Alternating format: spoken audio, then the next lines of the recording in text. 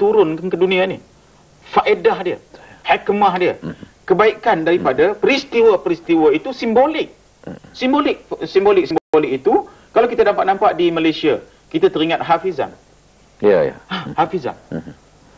Dia sanggup memberikan hatinya kepada Afiq yang kecil. Yang dari segi hukum adat, kalau dia tak bagi, habis. Maknanya dari segi hukum adat ini, tetapi Allah memberi hukum tidak. Ada orang. Kita dapat nampak kalau sekiranya ayah bagi pada anak, faham kita. Anak bagi pada mak, faham kita. Mak bagi pada anak, lagilah kita faham. Memang mak ni dia akan korban untuk anaknya apa juga. Tetapi semangat yang dibuat oleh Hafizam ini, kita dapat nampak semangat berkorban yang cukup tinggi demi kebaikan orang lain. Sebab Rasulullah sallallahu alaihi wasallam kata, hendaklah kamu kasih kepada saudara kamu seperti kamu mengasihi diri kamu sendiri. Itu orang Islam. Tetapi berapa orang Islam yang sanggup? Tingkatnya lah. Tingkatnya macam-macam. Sebab itu kita dapat nampak ada orang misalnya jadi pemimpin besar. Orang yang sama sekolah dengan dia, pada waktu dia bekerja itu tengah mandi-mandi di laut, tengah berenang-renang dengan anak-anak. Tapi pemimpin ini sejam di sini, sejam di sini, sejam mesra rakyat, sejam di sini, ada aja di kerjanya sampai malam. Malam tadi kita dapat nampak pukul 12 kita nampak lagi dia dalam satu seminar. Esok kita tengok dah ada sembahyang subuh pula dekat masjid.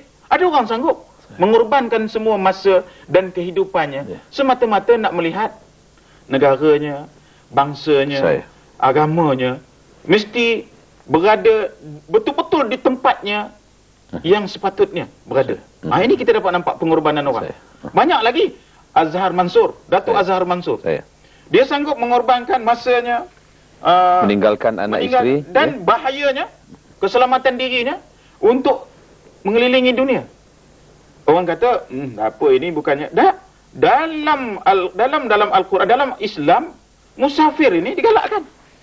Sepatutnya dia ini diisytiharkan sebagai tokoh musafir Islam yang besar.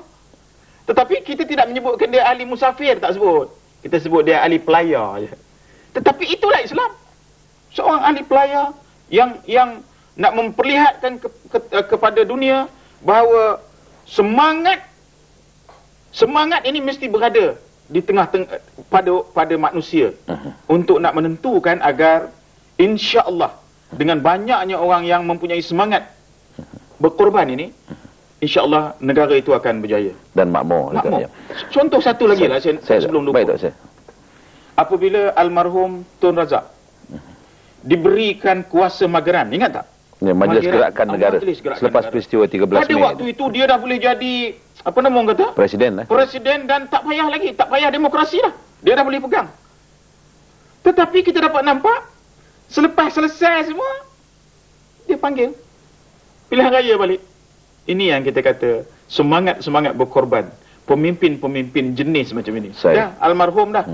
Semoga Allah Subhanahu Wa Taala memberikan amalan soleh kepadanya. Ini contoh pengorbanan yang dia buat. Saya Datuk menyebut tentang Allahyarham Tun Abdul Razak, saya teringat juga kepada pejuang-pejuang lain yang bersama-sama dengan beliau, Tunku Abdul Rahman dan lain-lain yang barangkali tidak dapat mengecap hasil perjuangan mereka ini, Datuk. Dan ini pun kita katakan sebagai pengorbanan untuk bangsa, agama dan negara, dan telah meletakkan Islam sebagai agama rasmi negara. Tetapi hari ini, Datuk, di atas dasar perjuangan yang pada saya anggap ini satu perjuangan yang menyeleweng, ada orang kali menggunakan korban ini untuk menentang kerajaan pula. Tidak ada kata dia berkorbanlah untuk Islam, berkorbanlah untuk apa ke, tapi sebenarnya untuk menghapuskan, untuk menjahanamkan kerajaan yang ada ini. Datuk, macam mana pula ni? Itu sebelum saya menjawab itu, masa dah sentuh Tengku Abdul Rahman tadi. Barangkali banyak orang kata gila ke Tengku Abdul Rahman ni. Kenapa?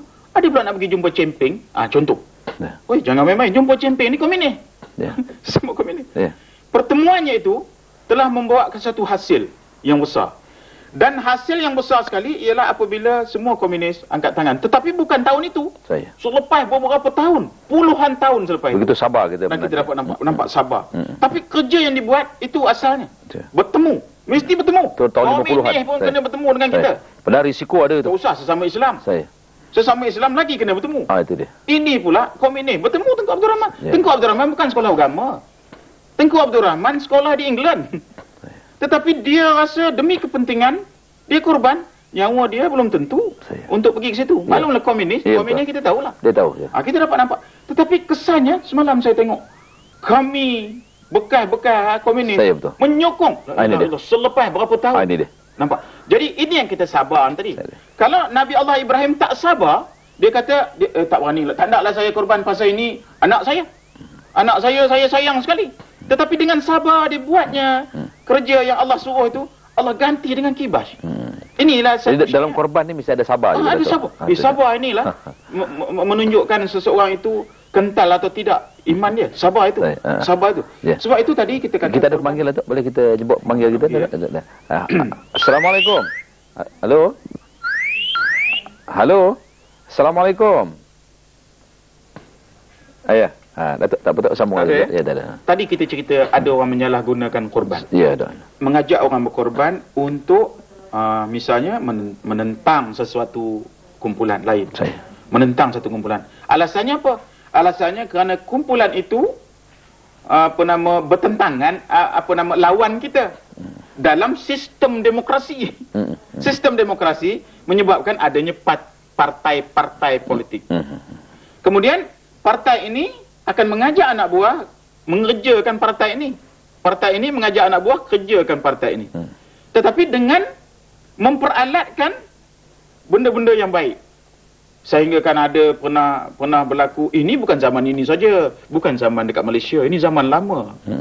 Khawarij sudah start dari dulu lagi. Sebelum kita nak mengajak orang tu mengerja